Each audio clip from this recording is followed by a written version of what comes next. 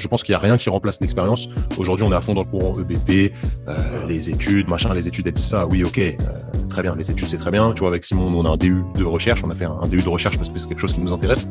Mais on est des mecs très terrain, tu vois. Il y a la science qui est importante, mais il y a le terrain qui est aussi important. Et il faut Merci mon gars, amen. Ça c'est mon plus grand débat aujourd'hui dans l'industrie, toute cette communauté evidence-based, pour moi qui veut rien dire au final, parce qu'on est tous evidence-based. Qui n'est pas evidence-based?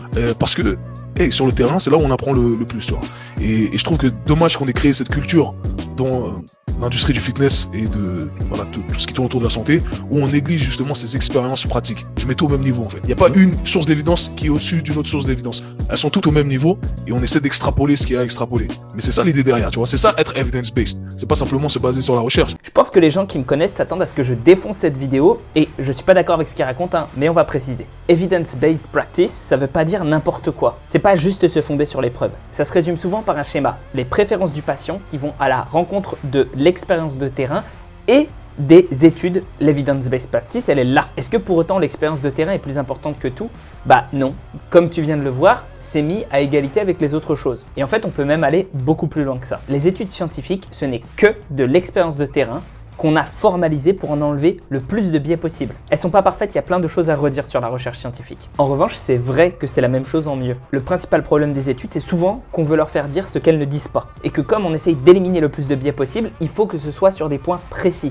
Donc c'est difficile d'étudier tout. C'est là où l'expérience de terrain devient super utile et pratique parce que ça permet de combler les trous entre les différentes études. Mais si tu dois comparer ton expérience de terrain avec une étude scientifique sur exactement le même sujet, l'étude défonce l'expérience de terrain.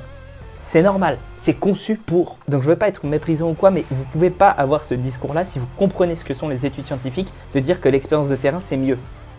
Non. Et non, du coup, tout le monde ne peut pas se dire evidence-based. L'autre jour, j'ai recadré un Instagrammeur sur ce qu'il disait sur la pratique EBP evidence-based. Bon, il l'a pas super bien pris. D'abord, il est venu un peu chouiner en commentaire, et puis surtout, il a sorti un deuxième reel. On va le voir ensemble et ce qui cloche avec. À chaque fois que je dis que la pratique a autant d'importance que la littérature scientifique, les branleurs de PubMed se fâchent. Alors juste, je trouve ça fort parce que moi j'ai essayé de rester hyper correct avec lui, mais lui ça se voit que ça l'a un petit peu touché puisque il qualifie les gens qui ont contredit son discours de branleurs de PubMed. Bien entendu, la science est l'une des plus importantes sources d'évidence, mais cette dernière a également des limitations. Alors il commence sa vidéo en disant que oui, mais les études scientifiques, elles ont des limites, tout ça. C'est tout à fait vrai, mais ça, je l'avais déjà dit dans mon reel. En général, les études scientifiques nous donnent des informations sur la moyenne. Mais il y a un problème ici. La moyenne ne nous donne aucune information pertinente sur l'individu. Et là, voilà, il se plante parce que il comprend pas qu'il y a différents types d'études. C'est-à-dire qu'il te dit que oui, mais la science fait des groupes, etc. C'est vrai.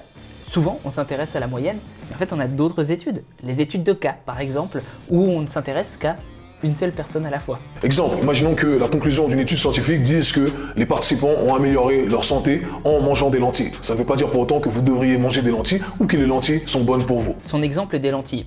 Je veux bien, si ça se trouve, ça ne sera pas bon pour toi et c'est bon pour la moyenne de la population.